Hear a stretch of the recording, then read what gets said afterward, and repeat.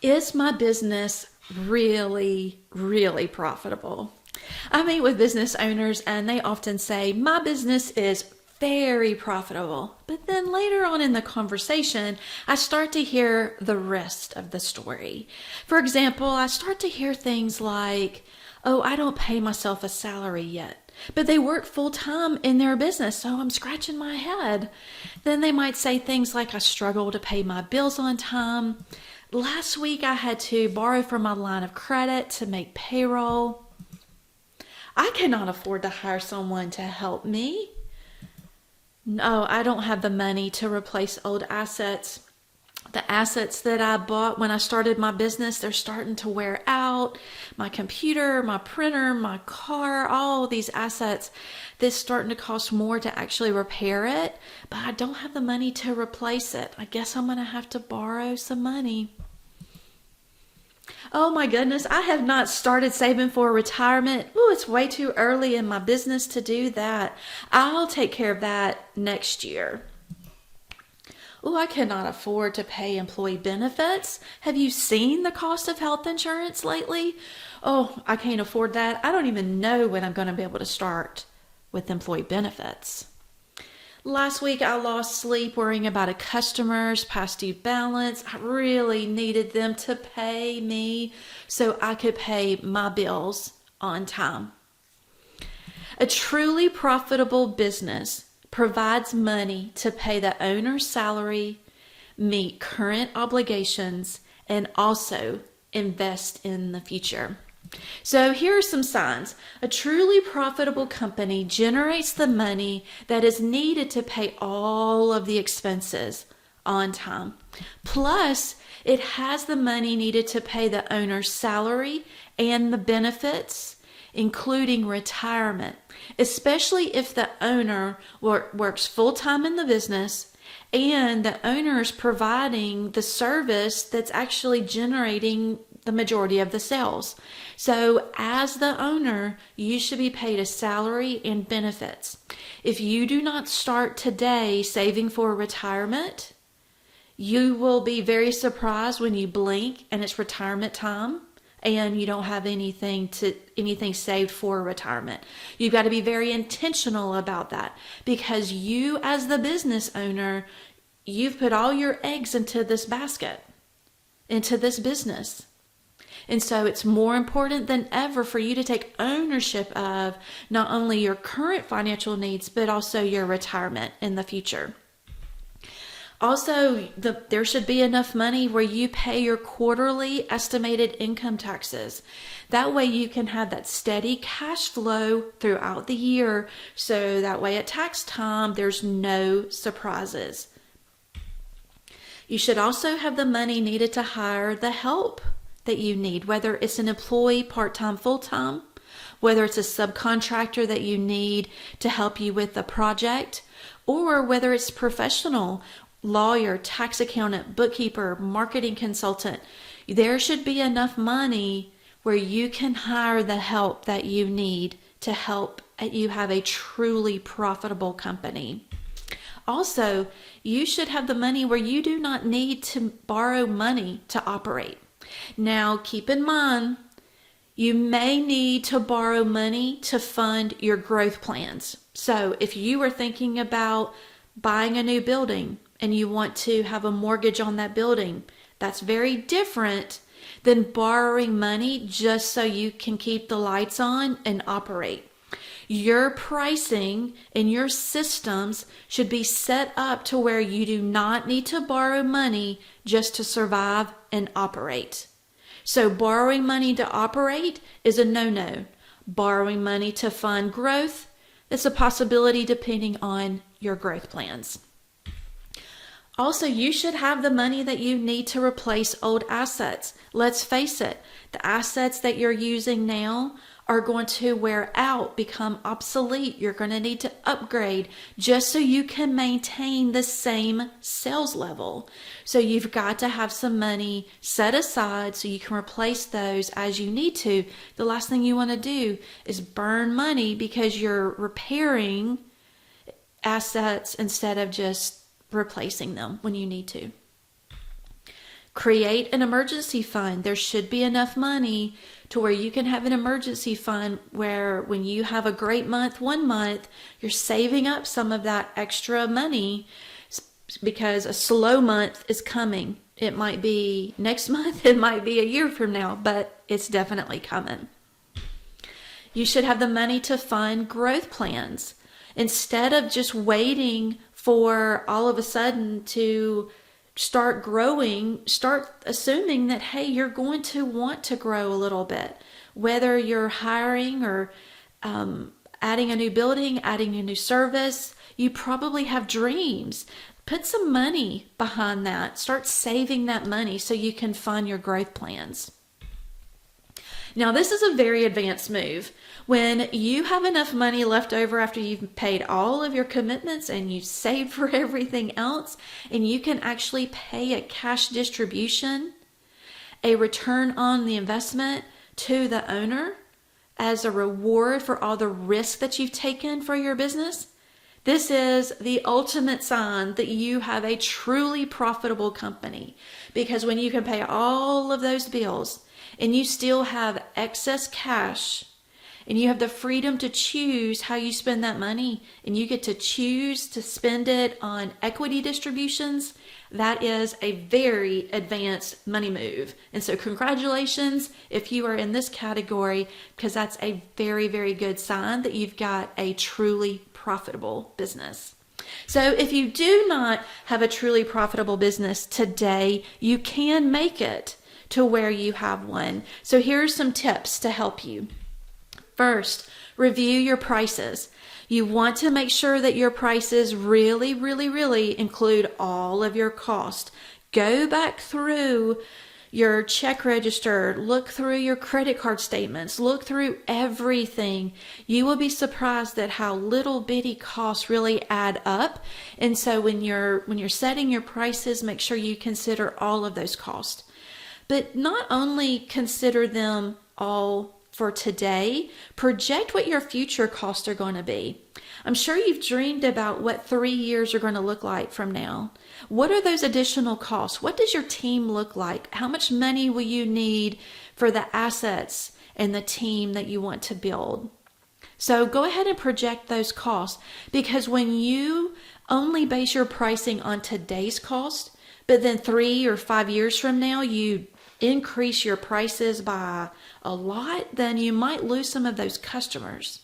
And so when you start to phase that price increase in as you grow, you're less likely to lose a whole bunch of customers. Plus, you'll generate the cash that you need to actually fund those future growth plans. Also consider calculating your 4 break-even points.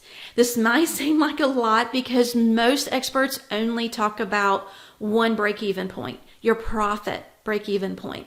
But I want to make the argument that you actually have 4 break-even points in your business.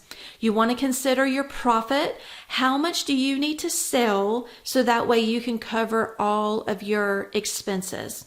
The second one you need to think about is your cash flow. There are so many cash commitments that you have in your business that are not considered to be an expense. It could be your loan payments. It could be your income taxes. A lot of businesses are considered to be pass-through entities. So the business does not actually pay the income taxes. The profit passes through to the owner, and then the owner has to pay the income taxes. So you want to consider what are all of those cash flow needs so you can calculate that break-even point, because your pricing needs to consider all of that as well. Also, the third break-even point is your personal needs. Way too often when business owners are thinking about all of their cost up in that top category, include all of your cost, for some reason they are only thinking about the business and they're not thinking about their personal needs. So you need to consider the break-even point that helps you meet all of your personal financial needs. And then the fourth break-even point are your growth plans. When you're thinking about the future, What will you need to sell in order to meet those future costs? Instead of waiting and to magically have a plan, go ahead and start thinking about what does that break-even point look like with your growth plans that you have in your mind. All of that will really help you create a very strong pricing model, because instead of having really low prices now, and then 3 or 5 years from now, you drastically increase your pricing so that way you can fund your growth plans, you're going to have a big disconnect with your existing customer base. Because if you've attracted a whole bunch of customers with a lower price point, but then you magically start charging more, they're going to have a hard time adjusting to that new price point. So you might end up losing customers. And so now if you actually take the time to consider all 4 of those break-even points, you can create a pricing plan where you can start a little higher than you might think and then start to increase every year. So that way when 3 or 5 years from now, you are actually ready for growth instead of having just a random increase in the pricing. Also consider the value that you provide. Pricing is not 100% based on your cost. In fact, it's very based on the value that you provide. Because if you're not very good with money and you've got a whole lot of expenses in your business, that doesn't mean that the customer should pay you more. So it's really based on managing the cost and then also considering the value that you provide. You also want to measure your results. You want to have a profit plan. Take the time to really figure out what are your goals. What are your profit plans for the business? Don't forget to review your financial reports. There's a whole lot of important information in those reports that can help you make better decisions so you can really become truly profitable. Also, calculate profitability by department, by customer, by service, by employee. Really dive into those numbers, because it's possible that your profitability from one department is covering up a loss in another department. But when you dive in and you really fine tune those results, you'll be able to improve profitability in one, so that way the other is not carrying all the weight.